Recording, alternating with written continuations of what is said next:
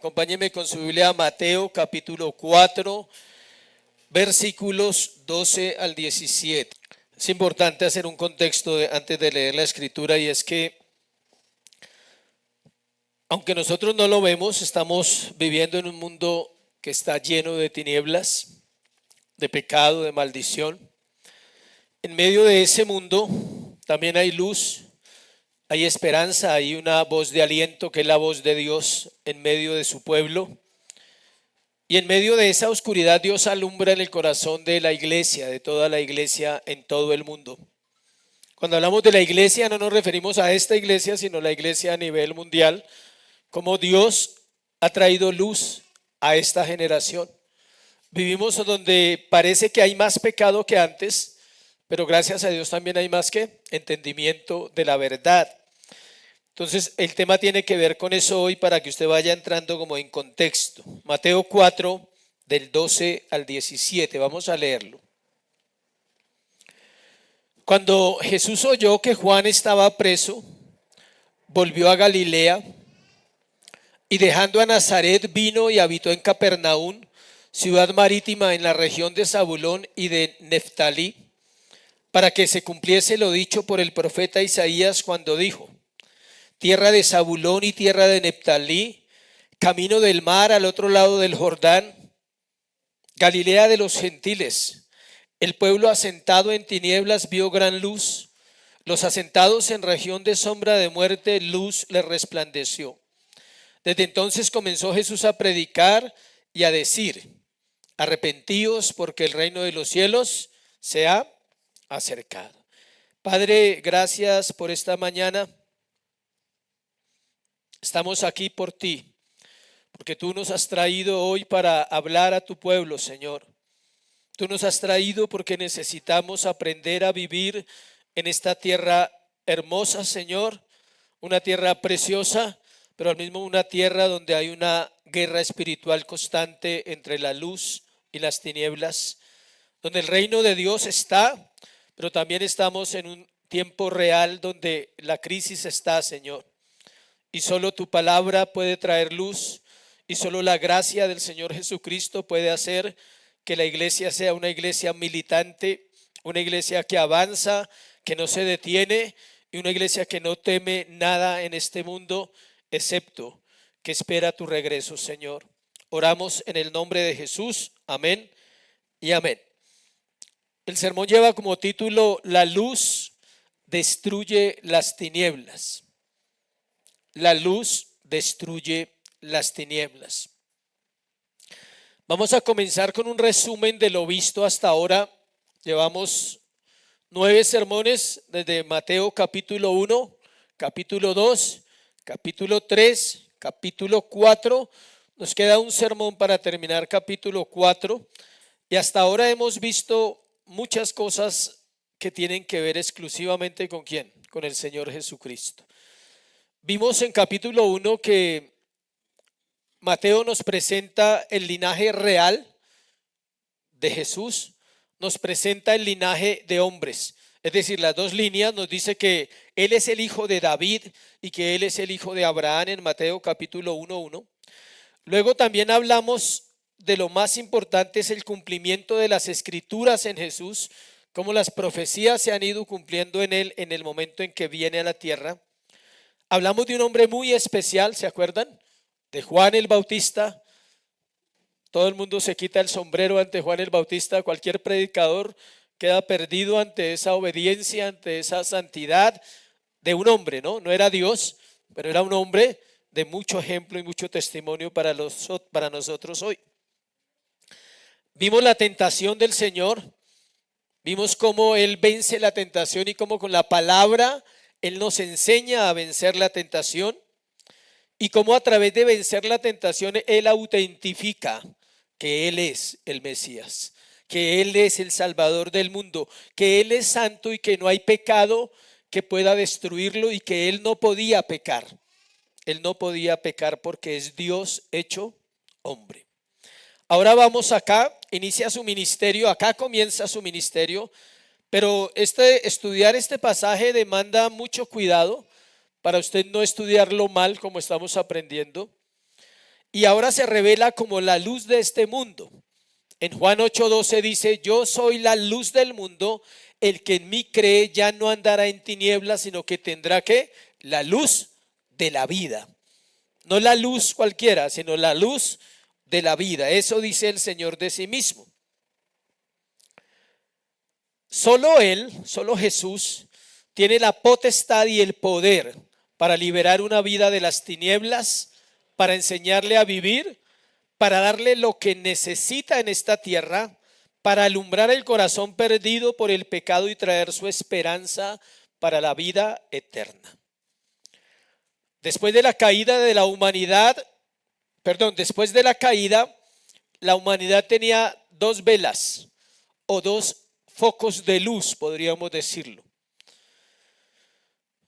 Esos focos de luz siguieron dando, valga la redundancia, luz acerca de Dios. Uno se llama la luz de la creación y el otro se llama la luz de la conciencia. La luz de la creación nos dice que Dios creó el cielo, la luna, las estrellas, la tierra, el universo. La luz de la conciencia le habla al hombre de lo bueno y de lo malo. Le dice que está mal, aunque nunca haya leído la Biblia. Le dice que está bien, aunque nunca haya leído la Biblia y no haya ido a una iglesia. Tiene la luz ¿de qué? De la conciencia. Escuche, si alguien en este mundo vive toda su vida y nunca tiene contacto con Dios, será juzgado por la luz de la conciencia. Porque el hombre, sin saber nada de Dios, sabe que matar es malo, sabe que robar es malo, sabe que mentir es malo, sabe que una violación es un pecado, sabe que irrespetar es pecado. El ser humano lo sabe. No necesita versículos que se los digan. Entonces Dios dejó dos velas encendidas, pero el ser humano les puso poca atención a esas velas y le ha puesto poca atención a esas situaciones. Prefiere caminar en tinieblas de su propia voluntad corrompida. El hombre en su pecaminosidad extinguió estas dos. No cree que la creación sea de Dios, cree que la hizo la teoría de Darwin, la evolución, el Big Bang, todo eso. Ahí apaga una vela, se llama la vela de la naturaleza, de la creación. Y la otra la calla con su propia vida, calla la conciencia. Entonces cuando hace algo mal, busca una excusa y dice: todo el mundo lo hace. Ahí calla ¿qué? La conciencia.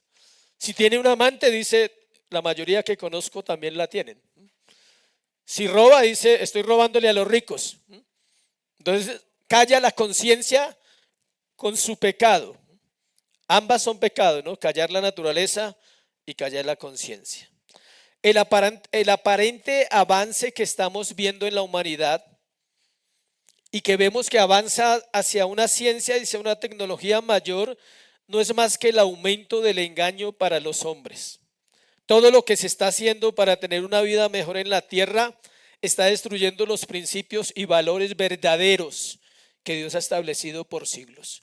Todo lo que sea progreso, el progresismo, si lo han escuchado, va a acabar con los principios, porque tiene que ver con el aborto, con la identidad, con la ideología de género, tiene que ver con el punto en que se apruebe quizás más adelante la pedofilia, se aprueben cantidades de leyes que van a destruir ¿a quién? A la familia.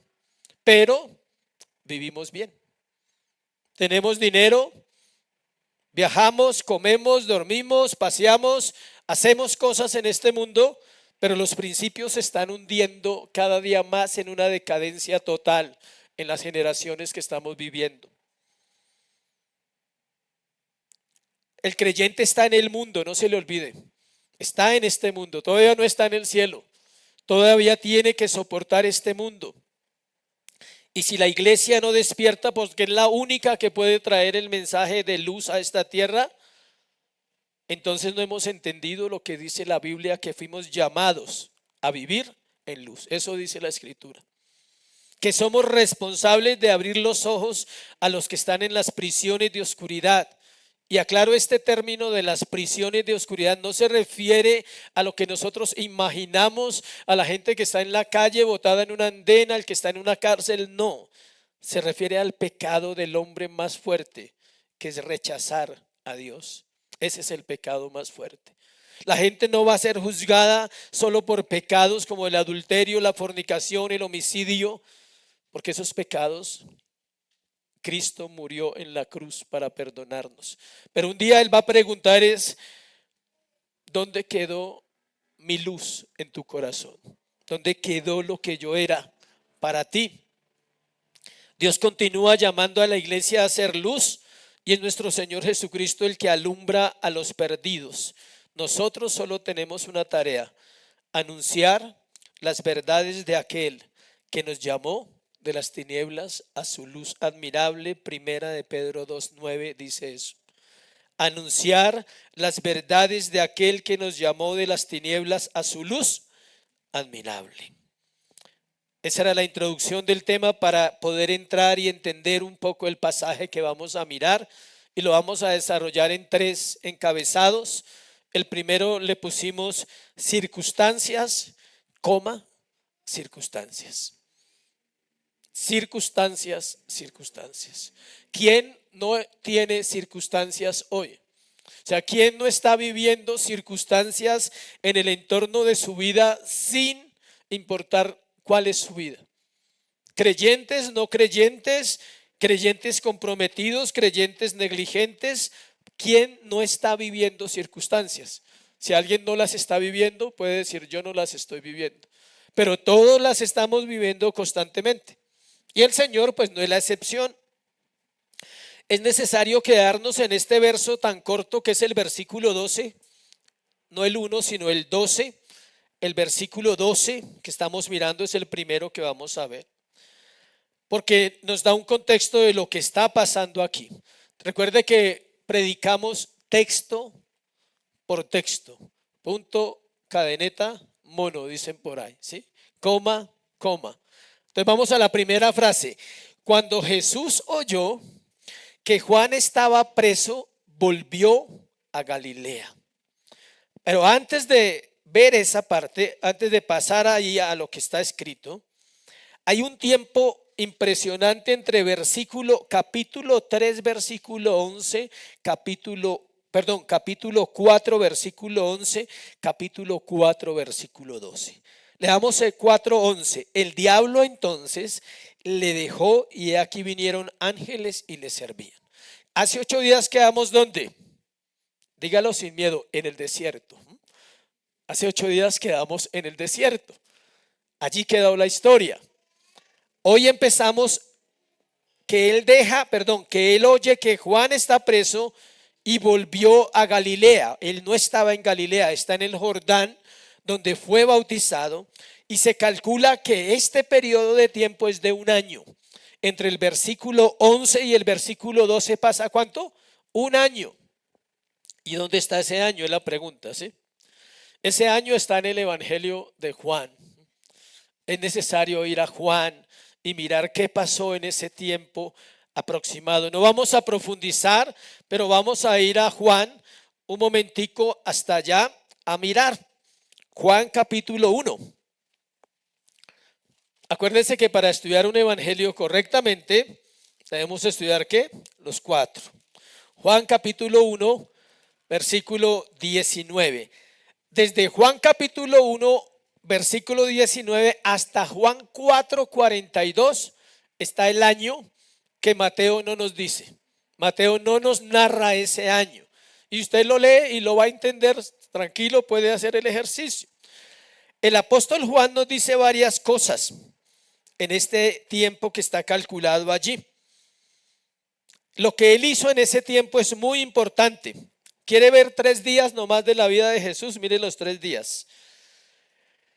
Versículo 1, capítulo 1 de Juan, versículo 27. Versículo 27 dice así: este es el que viene después de mí, el que es antes de mí, del cual yo no soy digno de desatar la correa del calzado. Ahí ya lo había bautizado. Eso fue después del bautismo. Él vuelve a repetir, él dice, este es aquel de que yo estoy hablando.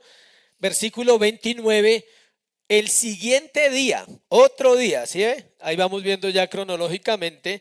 Vio Juan a Jesús que venía a él y dijo: he aquí el Cordero de Dios que quita el pecado del mundo.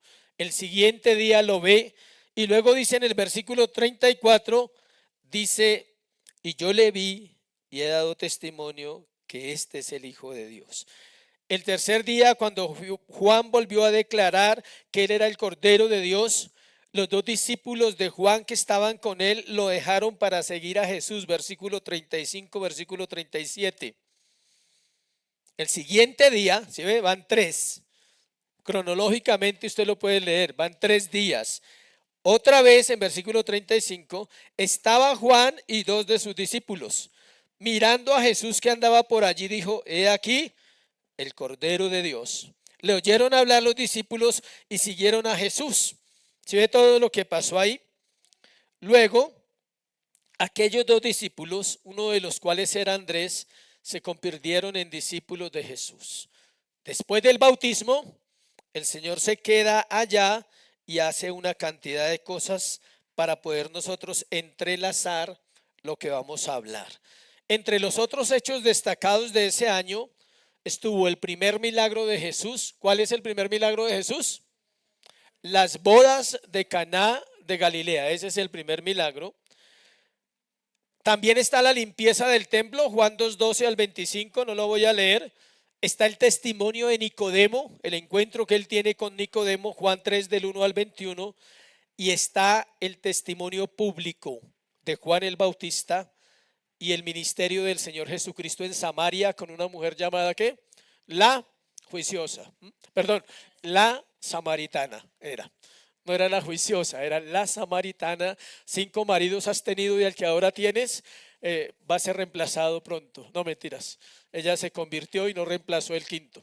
Pero podría haberlo reemplazado. Si no se convierte, había seguido con la lista. Entonces, ¿por qué le pusimos circunstancias? Porque en ese periodo de tiempo de un año, el evangelio empezó a ser predicado por el Señor Jesucristo y Herodes encarceló a Juan. Volvamos a Mateo.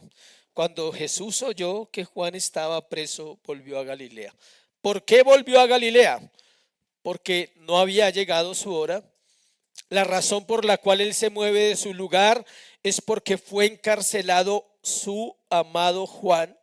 Sabemos que Juan confrontó a Herodes. ¿Qué le dijo Juan a Herodes? Que era un adúltero y que tenía la mujer de su hermano. Ahorita lo leemos. Acompáñeme a Mateo 14, 3, 4. Mateo 14, 3, 4. Mateo 14, 3 dice: porque Herodes había prendido a Juan y le había encadenado y le había metido en la cárcel por causa de Herodías, mujer de Felipe su hermano, porque Juan le decía: no te es lícito tenerla. Y Herodes quería matarle, pero temía al pueblo porque tenían a Juan, ¿por qué? Por profeta.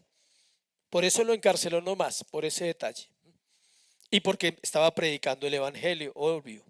El ministerio del Señor fue y es perfecto.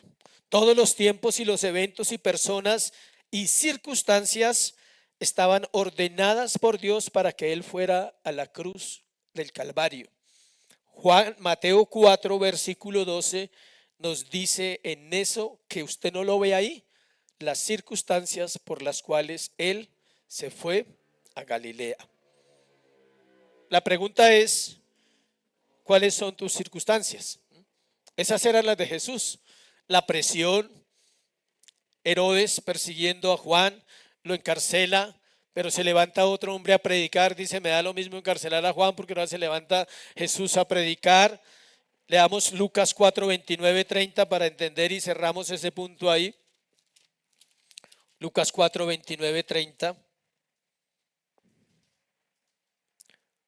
Levantándose, le echaron fuera de la ciudad a Jesús. Le llevaron hasta la cumbre del monte sobre el cual estaba edificada la ciudad de ellos para despeñarle. Lo iban a matar, mas él pasó por en medio de ellos y se fue. Eso fue el final de ese año. Lo iban a matar porque ya estaba cogiendo fama y él se va para otra ciudad llamada ¿qué? Galilea, pero sobre todo a una ciudad llamada Capernaum. Segundo, tiempos perfectos. ¿Qué resumo del primer punto? las circunstancias te tienen que llevar a moverte y a cambiar tu vida. Si las circunstancias no cambian tu vida, Herodes está al acecho. Herodes encarcela a Juan. El encarcelamiento de Juan hace que el Señor reaccione y diga: no es mi tiempo, no me voy a quedar aquí. Herodes puede obrar, pero no es mi tiempo. Me voy donde el Señor me ha ¿qué? Mandado. Las circunstancias te llevan a buscar al Señor para encontrar ¿qué? Su voluntad para tu vida. Segundo, tiempos perfectos, versículo 13 al 16. Dejando Nazaret, vino, habitó en Capernaum, ciudad marítima en la región de Zabulón y de Neftalí. El cambio de lugar que hace el Señor no es por miedo a Herodes, aclaremos. Tampoco tiene miedo a los líderes religiosos. Jesús no le temía a los hombres, ni a nadie en la tierra, ni siquiera a Satanás. Lo había demostrado en capítulo 4 del 1 al 11, que había vencido ¿a quién? A Satanás. El Señor sabía que tendría que enfrentar a los fariseos, pero todavía no. Él dice: todavía no los voy a enfrentar. Este cambio está dentro de los planes de Dios. Por eso Mateo dice acá, para que se cumpliese ¿qué? La escritura. En el versículo 14 dice: para que se cumpliese la escritura. Encontramos más razones todavía circunstanciales.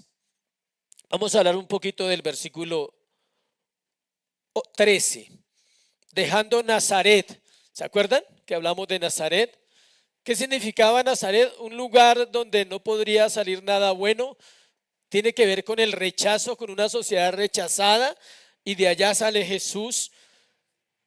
La región romana de Galilea, si a usted le gusta la geografía, puede ir y mirar, estaba principalmente al occidente, pero se extendía al norte por el sur, al norte y sur del mar de Galilea. Eran 100 kilómetros para los que les gusta la matemática, ese sector. Era un lago que a veces se llama el lago de Tiberias en el Evangelio de Juan, o el lago de Genezaret. O sea, cuando usted lea Tiberias, es lo mismo, el mar de Galilea, y cuando lea Genezaret, ellos hablan en otros evangelios de ese sector. Esta región es de 100 kilómetros de largo de norte a sur, 50 kilómetros de ancho, para que usted haga un cálculo. Era un sector grandísimo. Bogotá no tiene esas medidas, para que usted sepa. O sea, Bogotá no alcanza a tener 100 kilómetros de lado a lado y 50 de ancho tampoco. Entonces, no estamos hablando de un pedazo pequeño, sino una tierra grande. El lago alrededor estaba densamente poblado. Algunos calculan 2 millones de habitantes en la época de Jesús.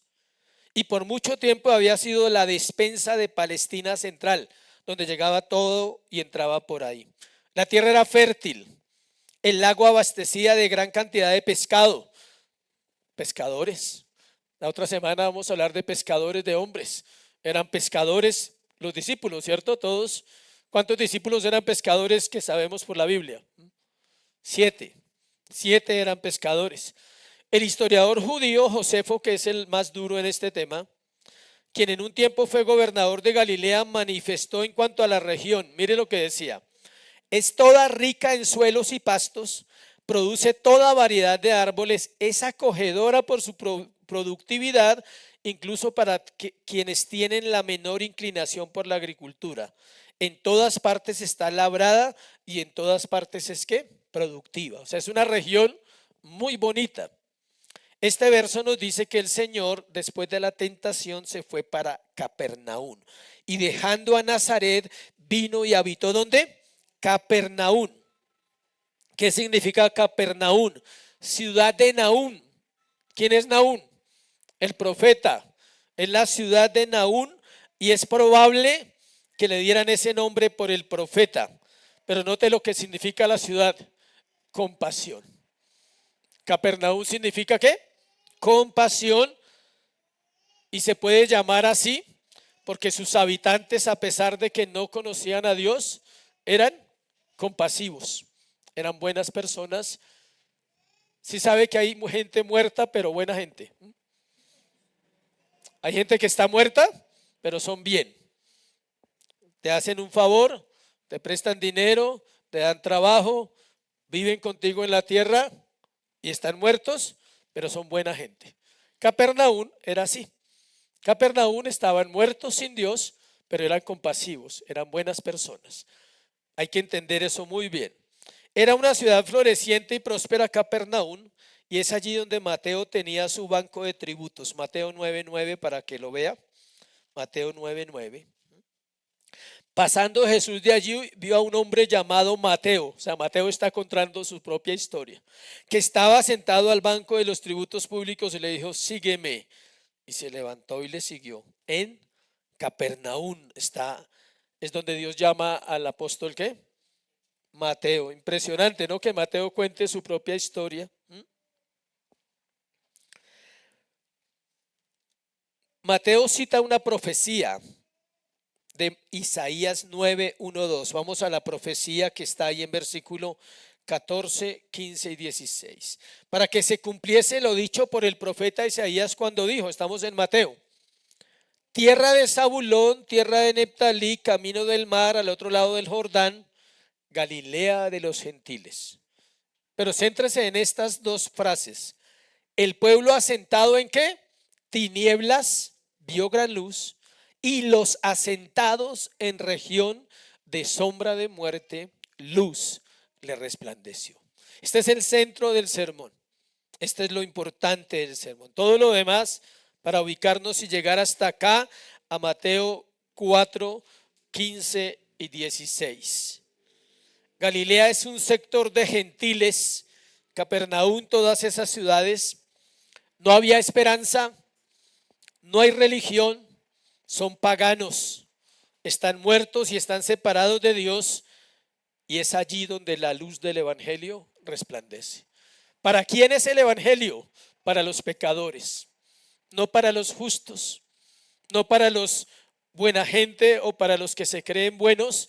El evangelio fue anunciado ¿para quién? Pecadores. Donde hay más destrucción, donde hay más desesperanza, donde hay más pecado, donde hay más maldad, porque Dios no vino a llamar a justos, sino a pecadores al arrepentimiento. Mateo 9:13. Léalo para que lo corrobore ahí en la escritura. Mateo 9:13. Exactamente dice así: id pues y aprended lo que significa misericordia quiero y no sacrificios, porque no he venido a llamar a justos, sino a pecadores al arrepentimiento. Versículo 15. La tierra de Zabulón y Neftalí. Esta tierra es conocida como Galilea de los gentiles. Esta tierra fue entregada por Dios a dos tribus del pueblo de Israel. Vamos a ir a Josué capítulo 19.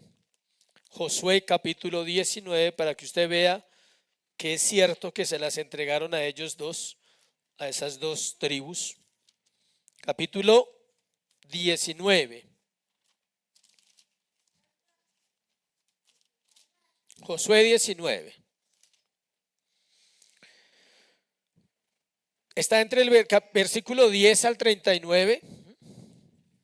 La tercera suerte tocó a los hijos de Zabulón, conforme a las familias, y el territorio de su heredad fue hasta Sarid.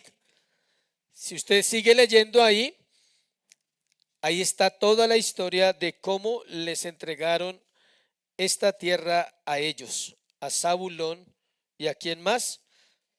En el 39 dice: esta es la heredad de la tribu de los hijos de Neftalí, conforme a sus familias, estas ciudades con sus aldeas.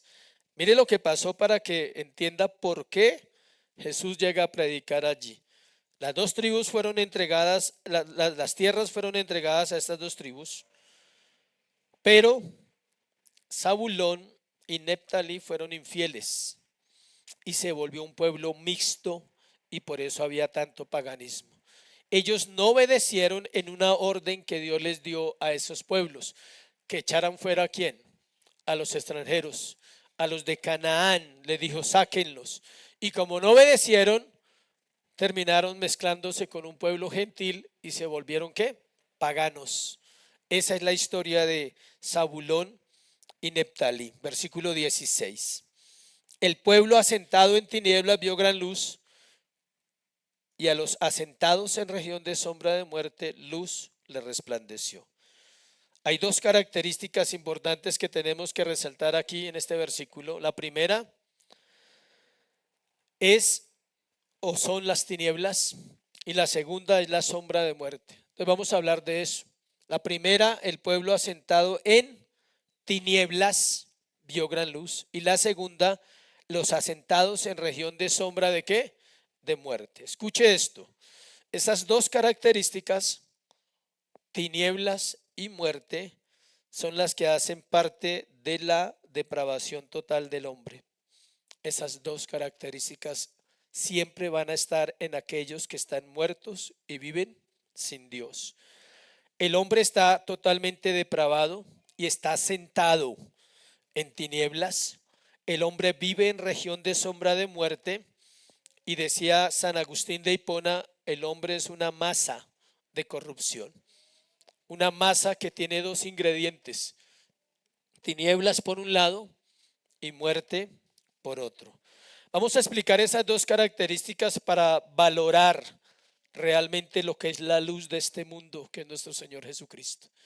Si el creyente tiene entendimiento de esas dos cosas, es porque ha salido de ellas. Si no las tiene, tal vez todavía está ¿qué? En tinieblas. El único que puede sacar un alma de la condenación y las tinieblas de su propio corazón es Cristo. Estas dos cosas hacen parte de la depravación total o incapacidad humana que el hombre tiene para volver a Dios. Para que no haya confusión, voy a explicarle qué no es la depravación.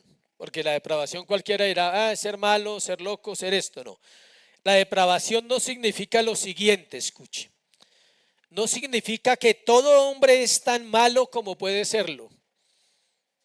O sea, que somos malos, pero podríamos ser ¿qué? Peor.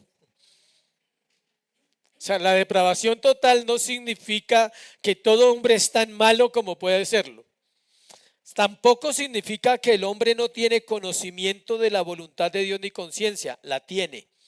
Aunque practique el pecado, la tiene. Tampoco significa que el hombre es incapaz de mostrar afectos desinteresados y acciones buenas hacia otros hombres, lo que hablamos ahora. El domingo usted ve la gente en el parque. El domingo es el día del parque, ¿no? Llaman el día de la familia. El nombre correcto es que es el día del Señor. Pero pues nosotros le hemos puesto el día de la familia, de lavar, de planchar, de hacer ciertas cosas porque no alcanza la semana. Pero el domingo todo el mundo quiere sacar algo bueno de su alma y de su corazón. Quiere invitar a alguien a almorzar, quiere ir a comprar, quiere ir a hacer cosas el domingo.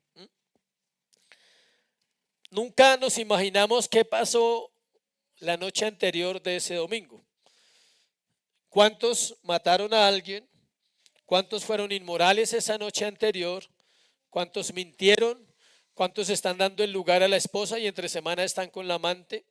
¿Cuántos están tratando de remediar algo de culpa con las buenas acciones que hacen el domingo? Porque el hombre quiere ser bueno. El problema es que ni lo es ni puede. Ninguna de las dos. Ni lo es ni puede. Cuando el Señor confronta al joven rico, ¿qué le dijo? El joven rico le hizo una pregunta: ¿qué tengo que hacer para heredar la vida eterna? Y el Señor le dice: conoce los mandamientos, debes guardarlos. Y él dice: sí, Señor, yo los conozco. Pero él nombró los mandamientos que tienen que ver con el hombre, no con Dios. Yo no robo, yo no mato. La tabla de los mandamientos son 10. 4 tienen que ver con Dios y 6 con los hombres. Son 2 tablas. La primera tabla, Dios escribió lo que tenía que ver con él. La segunda tabla, lo que tenía que ver con ¿quién? Con el prójimo. El joven rico se jacta y dice: claro, no robarás, no matarás, no adulterarás, O sea, era un experto en la escritura, el joven rico. Y el Señor le dice: falta una cosa. Anda y vende todo lo que tiene y dalo a los pobres. Y dice que el joven fue y vendió todo lo que tenía y se lo dio a los pobres. No, perdón. Dice que se puso triste y se fue, porque tenía muchas riquezas. Claro, el problema no eran las riquezas. Y si él hubiera dicho que sí, todos los estudiosos dicen seguramente el Señor le hubiera dicho: no necesitas entregar nada, solo quería mirar ¿qué? Tu corazón. Si él hubiera dicho: sí, Señor, ¿a quién se los doy? El Señor le hubiera dicho: excelente tu actitud, quédate con ellos y sigue caminando, ¿sí? No eran los bienes el problema. ¿Era qué? El corazón. Entonces, ¿qué le dice a los discípulos? Dice, cuán difícil es para los hombres entrar en la vida eterna. Más fácil es que pase un camello por el ojo de una aguja a que el hombre encuentre su salvación. Ningún hombre, ni ahora, ni antes, ni después, ha encontrado la salvación. Mas todos los que han sido salvos, Él los ha traído en su amor y en su misericordia. Otro punto que estamos hablando, que todo hombre, dice, la depravación total no significa que todo hombre cometerá toda clase de pecados. Nadie los cometerá todos, tranquilo. Con los que usted tiene y los que yo tengo son suficientes. No necesita cometerlos todos, ya con los que tenemos es suficiente. Pero sí significa que la corrupción afecta todos los aspectos de la naturaleza humana y que no puede producir ningún bien espiritual agradable a Dios. Dios no está en sus pensamientos. Lo que Dios más demanda del ser humano es que el ser humano no toma en cuenta a quién, a Dios, para su vida, para sus decisiones, para sus metas personales. ¿Es pecado tener metas personales? Jamás, iglesia. ¿Es pecado tener sueños, tener propósitos? No. El problema está que no tomamos en cuenta a quién, a Dios, y lo hacemos a nuestra manera. Ese es el asunto. Pero ¿por qué no tomamos en cuenta a Dios? Porque estamos asentados, dice la palabra, en tinieblas y en la muerte. El pueblo asentado en tinieblas, vamos a aclarar ese término que está en versículo 16. Cada vez que la escritura usa la palabra tinieblas, hace referencia a una o más de las siguientes características. Escuchen: engaño, son tinieblas; ceguera de mente y corazón, son tinieblas; depravación y abatimiento. Acompáñeme a Colosenses 4:4 y a Efesios 4:18. Adelántese un poquito ahí. Colosenses 4:4 y Efesios 4:18. Hoy Dios debe disipar las tinieblas a través de su palabra. Colosenses 4:4 dice lo siguiente. Ese no está ahí.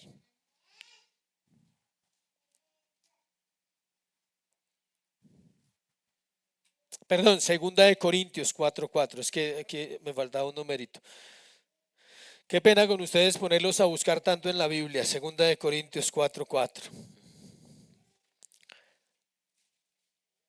Leamos el 3 para entenderlo. Dice, pero si nuestro evangelio está encubierto, entre los que se pierden está encubierto, y da una razón, en los cuales el Dios de este siglo cegó el entendimiento de los incrédulos para que no le resplandezca ¿qué?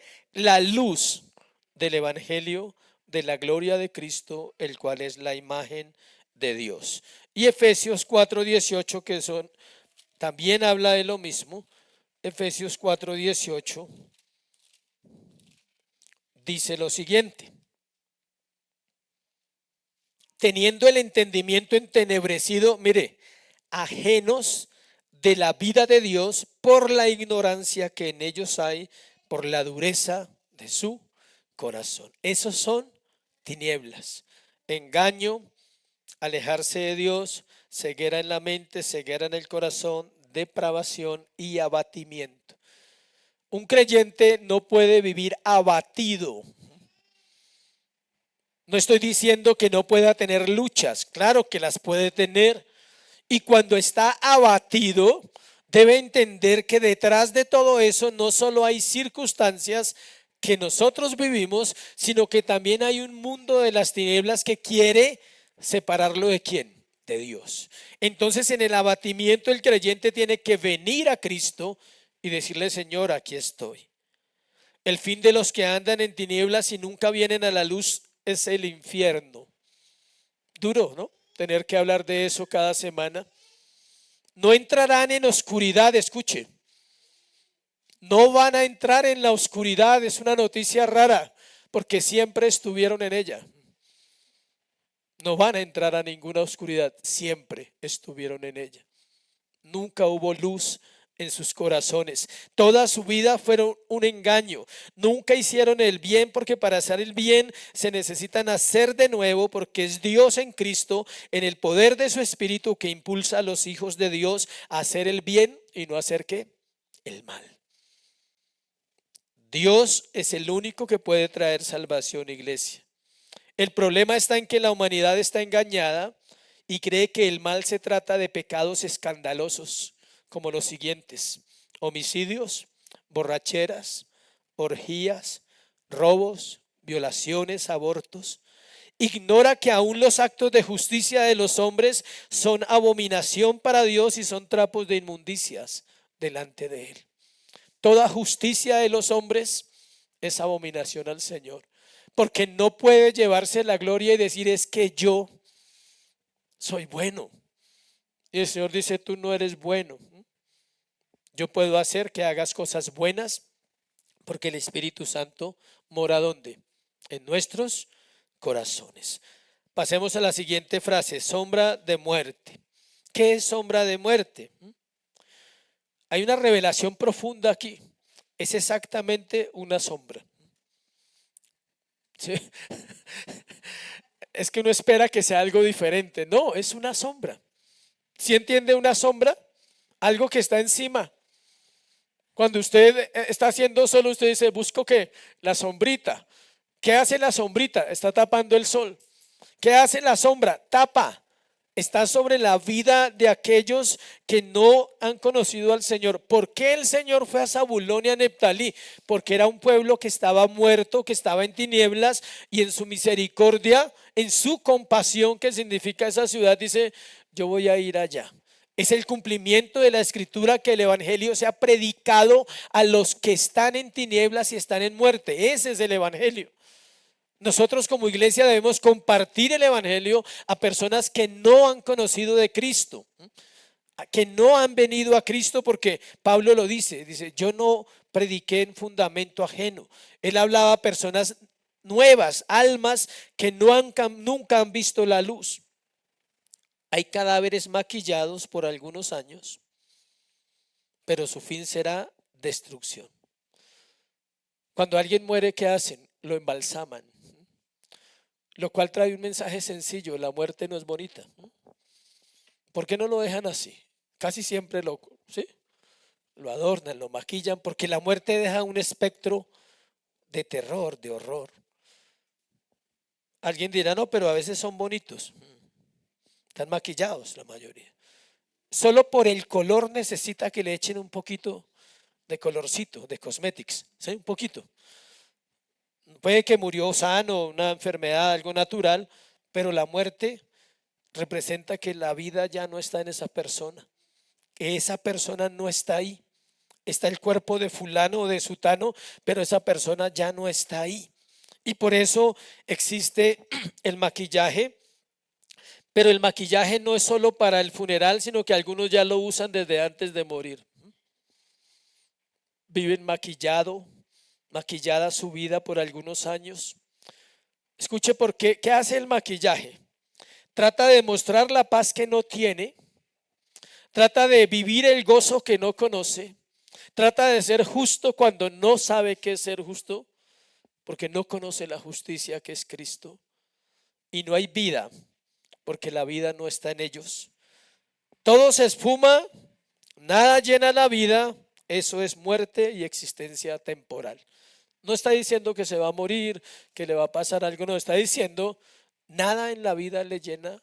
Todo se vuelve una rutina, todo se vuelve un proceso de vida sin sentido. El día de la muerte no pasará nada, porque ya estaban muertos. Mientras que aquellos que fueron alumbrados por la palabra de Dios podrán decir, como dijo el apóstol Pablo en el libro de Corintios: ¿dónde está, oh muerte, tu aguijón? ¿Dónde, oh sepulcro, tu victoria? Porque sorbida es la muerte en Cristo Jesús. Esa es la victoria de la iglesia. Tercero y último, la predicación disipa las tinieblas, versículo 17 de Mateo capítulo 4.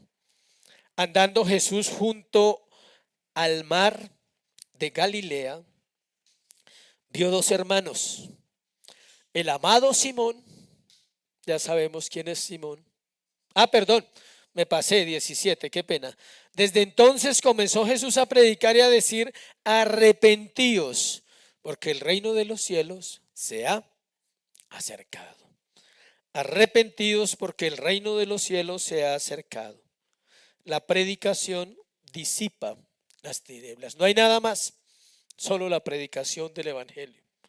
La luz de este mundo, iglesia, está en persona en la orilla del mar. Hoy usted recibe el mensaje de un pecador que está aquí, que soy yo. Usted está recibiendo un mensaje de un pecador igual a usted. Ellos tuvieron el privilegio de tener la luz del mundo, al Cristo en persona, al Cristo viviente, al que murió en la cruz, el mismo que era la luz. Él no era el mensaje era ¿quién? Él. Alguien decía que quizás no necesitaría abrir los labios y solo pararse en un lugar. Tal vez muchos vieron en él la luz. ¿Qué veía la gente en Jesús? ¿Y qué ve la gente hoy en los cristianos? ¿Ven luz? ¿O ven personas que viven igual al mundo y no logran diferenciar por qué van a una iglesia, por qué se congregan, por qué cumplen ciertos rituales religiosos de iglesia? ¿Por qué lo hacen? La pregunta es si se puede ver la luz en este tiempo, y la respuesta es sí, se puede ver, porque Él es el mismo de ayer, el mismo de hoy y el mismo de siempre. Su mensaje es el evangelio y su mensaje sigue siendo el mismo. Iglesia, arrepentíos porque el reino de los cielos se ha acercado. El Señor está diciendo: yo estoy aquí, yo soy, y solo en mí hay salvación, le está diciendo a ese pueblo. Es el mensaje de la gracia, el que aparece cuando los hombres están en tinieblas y en la muerte, y es la voz de aquel que puede salvar. Uno lo lee tan fácil un versículo, el versículo 17, pero si tú pudieras llegar a ese día, tal vez ese día conocerías la luz verdadera que alumbra a todo hombre, dice Juan. La figura es la de un glorioso amanecer después de la noche negra y terrible.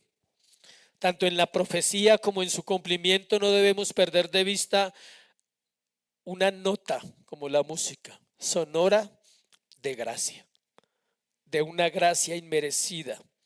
El pueblo estaba en su punto más bajo, en las tinieblas más profundas. Zabulón y Neftalí, la llama se había apagado en ellos mismos. Entonces aparece junto al mar, por pura gracia, el regalo celestial enviado del cielo, el Cristo en carne y hueso.